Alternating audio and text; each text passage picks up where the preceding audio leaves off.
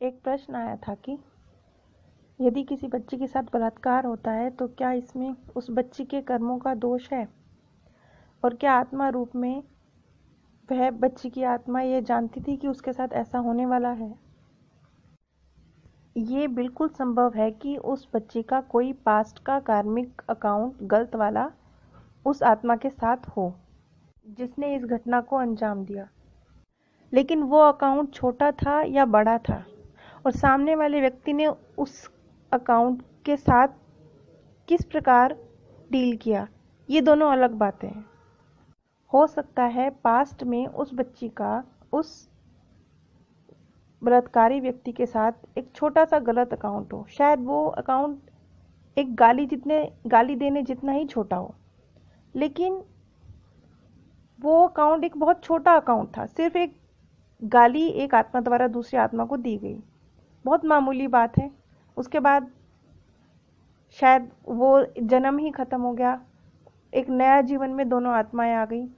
अब वो जो कार्मिक अकाउंट था, जो एक बहुत मामूली कार्मिक अकाउंट था, सिर्फ एक गाली का था, तो वो गलत कार्मिक अकाउंट। अब जब फिर से वो दोनों आत्माएं एक दूसरे के समक्ष आईं तो वो अकाउंट ओपन हुआ, और जब वो अकाउंट ओपन हुआ तब जो सामने वाला व्यक्ति है वो अब किन संस्कारों के साथ है। क्या उसने उस घटना को उसी समय माफ कर दिया था जब उस व्यक्ति को गाली दी गई थी, तो क्या उसने उसी समय उस सामने वाले व्यक्ति को माफ कर दिया था? परमात्मा इसका हिसाब करेंगे, परमात्मा पे छोड़ दिया था, या कोई बदले की भावना अपने मन में रखी थी? ये इस बात पे निर्भर करता है। जैसे आप देखते हैं ना कि अभी आज के जीवन में भी आप देखेंगे कि यदि किसी के साथ 10 वर्ष पूर्व किसी ने कुछ गलत, छोटा सा गलत किया हो, वो व्यक्ति हो सकता है उस समय इतना पावरफुल ना हो कि वो उसकी गलत बात का जवाब दे सके, लेकिन 10 वर्ष पश्चात जब जिसके साथ गलत हुआ था वो व्यक्ति अगर पावरफुल हो गया है तो वो फिर उस छोटी सी बात का भी बदला लेता है, और वो बदला किस हिसाब से लेगा? उस हिसाब से लेगा जिस हिसाब से उसने अपने मन में नफरत को पाला हुआ है, जो उसके संस्कार हैं, जो उसके विचार हैं, जो उसकी सोच है। यानी कि अगर मान लीजिए उस बच्ची का अकाउंट पूर्व जन्म में उस बलात्कारी पुरुष के साथ एक बहुत छोटा अकाउंट था, या शायद सिर्फ एक गाली ही प्रदान की गई हो, इतना छोटा अकाउंट हो लेकिन वो गलत हो। अब जब वो दोनों आत्माएं एक नए शरीर में एक दूसरे के समक्ष आई, वो अकाउंट ओपन हुआ, लेकिन सामने वाला व्यक्ति, उसका संस्कार किस तरह का है? शायद वो बहुत गलत संस्कारों वाला व्यक्ति है, शायद उसने उस छोटी सी गाली को भी एक बहुत बड़ा रूप दे दिया है, अपने मन में एक गांठ बांध ली है, बदले की, गुस्से की भावना उसके मन में उस छोटी सी गाली के प्रति उसने भर ली है। अब उस व्यक्ति के संस्कारों पर भी निर्भर करता है कि वो अकाउंट किस रूप में खुलेगा, क्योंकि अकाउंट तो वो गलत था लेकिन बहुत छोटा था, वो छोटे रूप में भी खत्म हो सकता है। लेकिन सामने वाला के संस्कार अगर गलत हो चुके हैं, उसने अगर माफी नहीं दी है, उसने अगर कोई गलत भावना अपने मन में रखी है, तो वो अकाउंट एक बड़े रूप में भी खुल सकता है। यही कारण है कि जब भी कुछ गलत होता है तो ये बोला जाता है कि सामने वाले को माफ कर दो, झगड़े को अभी यहीं खत्म कर दो, परमात्मा हिसाब करेंगे, परमात्मा में छोड़ दो। ये सारी बातें क्यों कही जाती हैं? ये सारी बातें इसीलिए कही जाती हैं कि यदि कोई गलत अकाउंट खुल भी जाए तो वो उसी कैटेगरी में रहे, एक छोटे से रूप में ही रहे, वो रूप बढ़ ना जाए।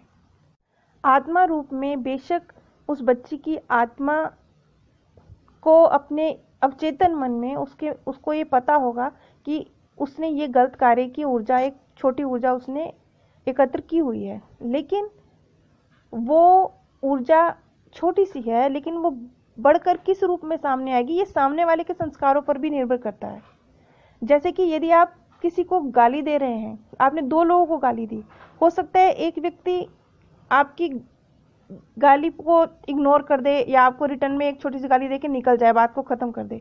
हो सकता है दूसरा व्यक्ति जिसे आप गाली दें वो बात को इतना बढ़ा दे कि गन निकाल ले और बोले मैं तेरे को गोली ही मारता हूँ क्योंकि तूने मुझे गाली दी। बात तो छोटी सी थी ना, गाली ही दी गई थी, लेकिन दोनों व्यक्तियों का रिएक्शन अलग अलग था। इसीलिए दोनों व्यक्तियों के कार्मिक अकाउंट आपके साथ अलग अलग बनेंगे।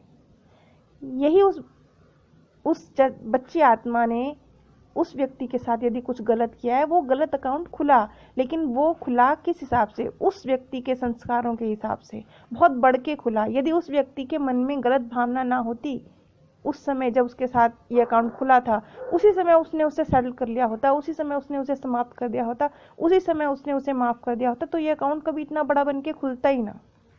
अब नेक्स्ट बर्थ में यदि ये दो आत्माएं फिर से एक दूसरे के संपर्क में आती हैं, तो फिर से ये अकाउंट खुलेगा, और अब ये अकाउंट उस व्यक्ति को जिसने गलत कर्म को अंजाम दिया है, उसके लिए गलत बन के खुलेगा। ये चक्र इसी प्रकार चलता है, इसीलिए जरूरी होता है इस चक्र को खत्म करना। और वो चक्र तभी टूटता है जब हम माफी को या कर्म को एक अपने अच्छे विचारों द्वारा उससे बाहर उसकी ऊर्जा को परिवर्तित करते हैं। क्योंकि ऊर्जा को हम परिवर्तित भी कर सकते हैं, हम एज इट इज उसे रिफ्लेक्ट भी कर सकते हैं, उसके रूप को घटा या बढ़ा भी सकते हैं। ये व्यक्ति के अपने अपने संस्कारों पर निर्भर है। इसलिए ये जो कुछ भी उस बच्ची के साथ हुआ, अवचेतन रूप से वो बच्ची की आत्मा जरूर ये बात जानती थी कि एक छोटा सा अकाउंट मेरा इस व्यक्ति के साथ गलत है, जो कि इस व्यक्ति के संपर्क में आने पर खुलेगा। लेकिन वो किस रूप में खुलेगा, ये सामने वाले व्यक्ति पर भी निर्भर करता है। इसी चक्रव्यूह से बाहर निकलने के लिए परमात्मा की याद, मन में अच्छे विचारों का होना, माफी की भावना का होना, ये चीजें जरूरी हैं। एक और प्रश्न आया था कि मरने के बाद जानवरों का क्या होता है, क्या उनका भी कोई जीवात्मा जगत होता है? जानवरों के लिए एक अलग जीवात्मा जगत होता है। इसी तरह से जिस तरीके से मनुष्य की आत्माएं विभिन्न लोकों में जाती हैं, जीवात्मा जगत के अलग अलग लोकों में जाती हैं, उसी तरह जानवरों की आत्माएं भी अलग अलग लोकों में जाती हैं, अपने जीवात्मा जगत के अलग अलग लोकों में। लेकिन उनके सिर्फ 3 लोग होते हैं, एक निम्न, एक मध्य और एक उच्च। और यदि वो पृथ्वी पर पालतू रूप में रहे हों, किसी के साथ, मनुष्य के साथ उनका बहुत स्ट्रॉन्ग एक कर्म बंधन हो, तो उन्हें मनुष्यों के जीवात्मा जगत में रहने की अनुमति भी मिल जाती है। लेकिन ये बहुत ही असाधारण परिस्थितियों में होता है। इसके लिए ज़रूरी है कि वो जानवर की आत्मा भी और मनुष्य आत्मा भी दोनों ही बहुत उच्च स्तरीय हों, और उनके बीच में एक बहुत गहरा, मजबूत, सकारात्मक लगाव हो, बहुत ही विशुद्ध प्रेम हो। अब अवचेतन मन की हमारे जीवन में क्या भूमिका है? अवचेतन मन हमारे लिए एक बहुत ही सकारात्मक मार्गदर्शक की तरह है, जो हमें हर पल, जिसे हम कहते हैं हमारी छठी इंद्रिय जागृत हो गई, एक सहज बोध, जिसे हम कहते हैं हमारी अंतरात्मा की आवाज़ है, हमारे मन ने ये कहा, उस प्रकार अवचेतन मन हमारे को हर पल एक मार्गदर्शक की तरह सही रास्ते पर डालने की कोशिश करता रहता है, हमें गाइड करने की कोशिश करता रहता है। जब भी आप आध्यात्मिक रूप से, नैतिक रूप से कुछ भी गलत यदि फैसला लेते हैं, तो ये आपको सचेत करता है। लेकिन अगर आप फिर भी उसको नहीं सुनते हैं, तो वो बार बार आपको सचेत करेगा, और धीरे धीरे जब आप उसकी सुनेंगे ही नहीं, तो फिर उसे हम कहते हैं कि अब अंतरात्मा की आवाज़ मर गई। जैसे हम कहते हैं कि क्या इस व्यक्ति की आत्मा मर चुकी है, हम इन असाधारण बोलचाल की भाषा में हम इस लफ्ज़ का यूज़ करते हैं, यानी उसका अवचेतन मन अब जागृत नहीं है, अब वो उसको गाइड नहीं कर रहा। तब हम इस लफ्ज़ का यूज़ करते हैं कि उसकी आत्मा मर चुकी है। ये एक सीधी सादी लैंग्वेज में जब हम कहते हैं हमारी आत्मा से आवाज़ आई, वो हमारे अवचेतन मन की आवाज़ होती है, जो हर पल हमारा मार्गदर्शन कर रही है, हर वक्त हमारे लिए एक संरक्षक की तरह हमारे साथ मौजूद है, हमको गाइड कर रही है, ताकि ये जीवन बहुत खूबसूरती से, प्रेम से, आनंद से जीकर हम अपने ऊपर के लोकों की ओर पहुंच जाएं। यदि आपके जीवन में आप कुछ गलत काम कर रहे हैं या कोई गलत परिस्थिति आने वाली है, तो आपका अवचेतन मन आपको सचेत करने की कोशिश करता है, आपको रोकने की कोशिश करते हैं। और जो आत्मा जितनी ज़्यादा उच्च कोटि की होगी, जिसका अवचेतन मन जितना अधिक जागृत होगा, वो उतनी अधिक आसानी से उसकी बातों को कैच कर लेगी, और ना सिर्फ कैच करके अपने इस जीवन को सुंदर बनाएगी, इसमें शांति और आनंद भरेगी, अपने आने वाले मृत्यु के बाद के जीवन को भी बहुत खूबसूरत बना लेगी। आप सब हमेशा हमेशा बहुत बहुत खुश रहें। परमात्मा की कृपा आप सभी आत्माओं पर सदैव बनी रहे।